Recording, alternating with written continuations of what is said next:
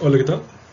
Soy alumno de quinto semestre de la Benemérita Universidad Autónoma de Puebla en la licenciatura en Finanzas. Soy Roberto Arata Aguilar Fuentes. En esta ocasión voy a presentar incidencias sobre las finanzas de una epidemia, entrevista. Bien, la dinámica va a ser que yo voy a tratar de responder de la manera más clara posible una serie de preguntas que me impusieron y voy a exponer diferentes resultados de los trabajos que yo hice y que tuve que preparar para esta presentación. Muy bien, comenzamos. Introducción. ¿Qué es una epidemia? Una epidemia es cuando una enfermedad se presenta en un determinado país y en un determinado periodo. Y el número de enfermedades en una región determinada supera el nivel promedio, entonces se denomina una epidemia, si no simplemente es un pequeño brote en alguna comunidad. Bien, como podemos saber en un pequeño contexto, se ha pedido una pandemia, ya ha evolucionado y esto llega a la siguiente pregunta. ¿Cómo evoluciona una epidemia? Una epidemia evoluciona dependiendo su nivel de contagio y su nivel de propagación en la población. Entonces, esto nos quiere decir que es por el número de infectados. Por eso se divide en diferentes fases. Está la fase 1, la fase 2 y la fase 3. En la fase 1 son unas decenas de infectados y solo se utilizan ciertas medidas para evitar su propagación. En la fase 2 son medidas un poco más drásticas, donde se eliminan lugares públicos y se limitan algunas actividades que no sean necesarias. Y la fase 3, cuando son ya miles de infectados, son maneras más estrictas y se hace todo lo posible, todos los recursos son para disminuir todos los que ya están infectados. Es un modelo que se utiliza para tener una base teórica para los resultados de las intervenciones de salud pública, para predecir cómo funciona una infección, su número de infectados, la comunidad que es susceptible a esta infección y el número de contactos que tiene el contagio que tiene, el nivel de mortalidad. Es un modelo muy completo que tiene diversas ecuaciones no lineales y que pueden servir mucho para ver cómo podría propagar una epidemia en un determinado país. El ajuste lo tuvimos que hacer en México.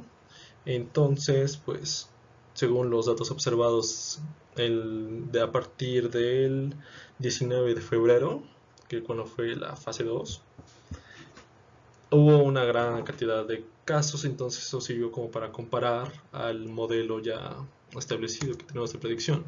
Y aquí podemos apreciar como el contraste de los infectados pronosticados, que es la parte de abajo. O sea, hay una mínima diferencia entre estas dos, por lo que se puede decir que sí es un poco muy preciso este modelo.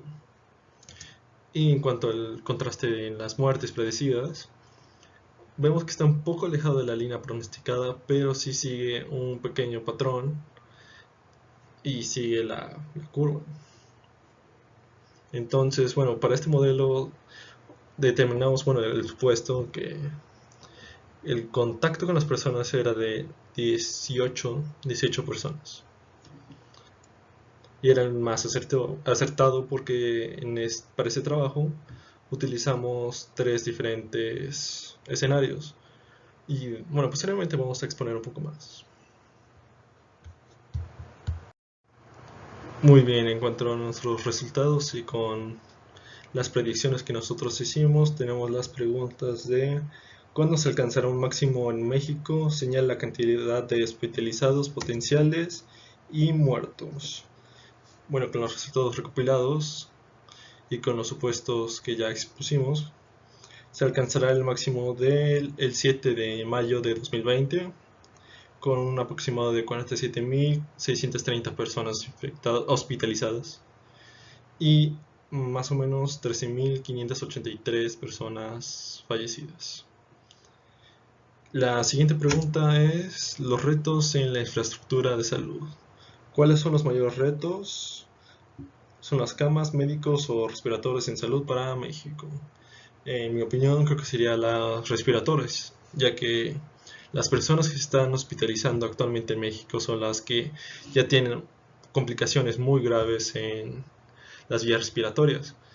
Y si cuando lleguemos a este máximo de infectados, que ya no falta mucho para ello, ya no va a haber suficientes respiradores para estas personas, lo cual incluye un costo financiero, ya que, bueno, hay que medir, como nosotros hicimos, las personas que se podrían estar hospitalizando y cuántas hacen falta, para que sí, cuando llegue el momento de tenerlas ahí y necesiten respiradores, tengan ya en disposición esos recursos. Y la efectividad de la cuarentena. ¿Cuál es la efectividad de la cuarentena? Bueno, esa es una pregunta un poco obvia, ya que al una persona estar en menos contacto de las personas es menos vulnerable a que se contagie a una persona que está en lugares públicos, asiste a la escuela o está trabajando. Entonces, si se efectúa una muy buena cuarentena, es muy probable que disminuyan los contagiados, las muertes y los hospitalizados. Y bueno, nosotros ya hemos predicho esto, entonces como ejercicio manejamos tres diferentes escenarios con contactos de personas de 23, que es lo habitual en promedio, en una contingencia media, que son 18 personas en promedio, y un caso 3 con un contacto de personas de 11. Entonces aquí tenemos la gráfica donde se puede apreciar muy bien los cambios de los diferentes casos, y entre mejor sea efectiva la cuarentena, mejor serán los resultados en cuanto a infectados, hospitalizados y muertes.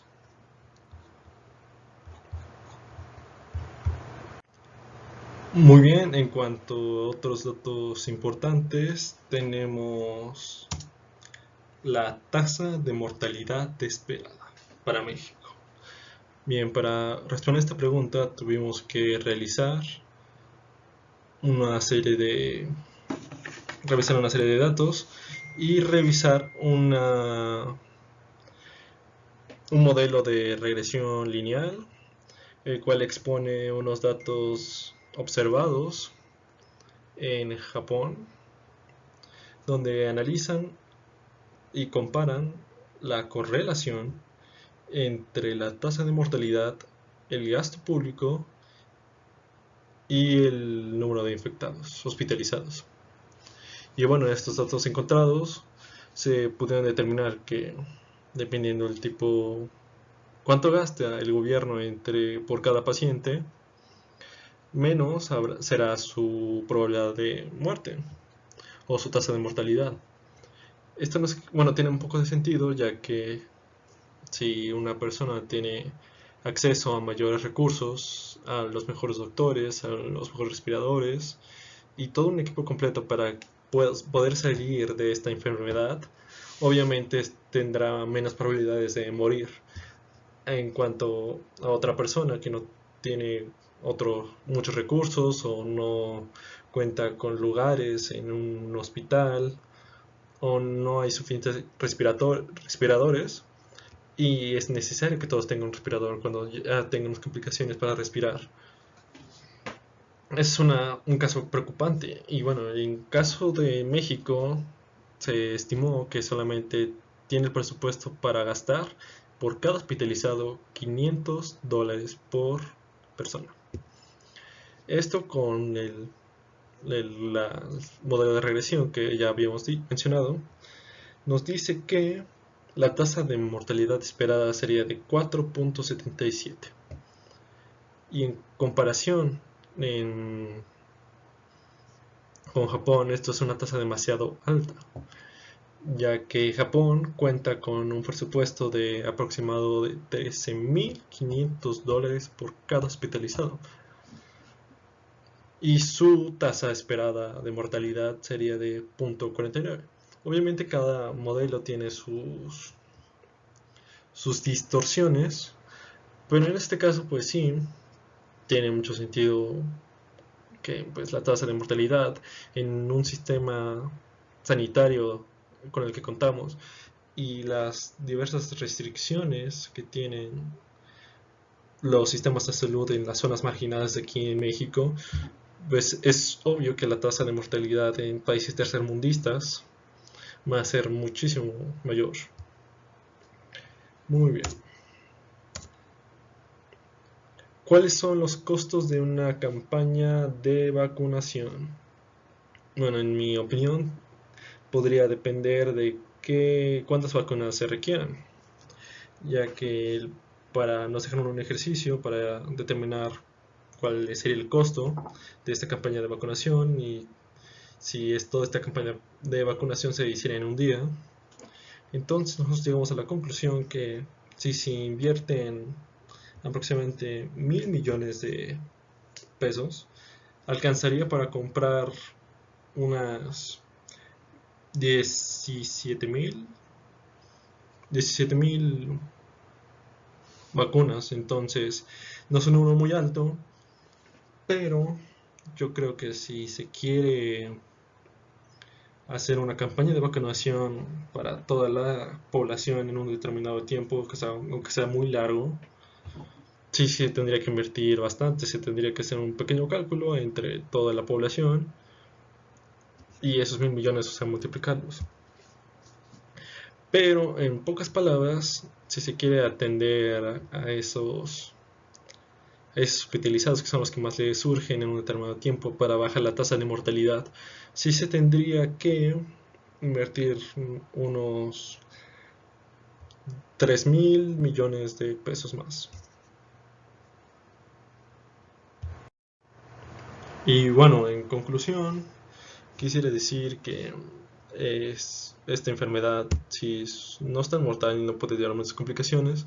Sin embargo, con nuestro sistema de salud actual en México, sí se puede dar graves casos y mayores catástrofes, ya que, bueno, si lo comparamos con otras economías más desarrolladas y aún así tienen complicaciones, se podría decir que tiene un enorme México tiene una enorme desventaja en cuanto al sistema de salud y que en muchos casos no se está diciendo todo lo necesario y no se están tomando las medidas necesarias para que se evite la propagación, y también no se tienen un plan preparado para los peores de los casos. Y bueno, y en otro hecho convencionado, tenemos que hay una crisis emergente a partir de esto, ya que es una economía que se encuentra en paro y que va a haber demasiadas infecciones, va a haber demasiado caos. Muchos están diciendo que podría haber saqueos y muchas cosas. Y bueno, todo eso incluye costos financieros, bueno, del gobierno. Y bueno, esto podría traer también algunas complicaciones para el futuro. También esto está afectando mucho a las empresas, al tipo de cambio. Entonces nos esperan unos meses difíciles. Bueno, estas son mis referencias. Y esto sería todo. Muchas gracias. Buenas noches.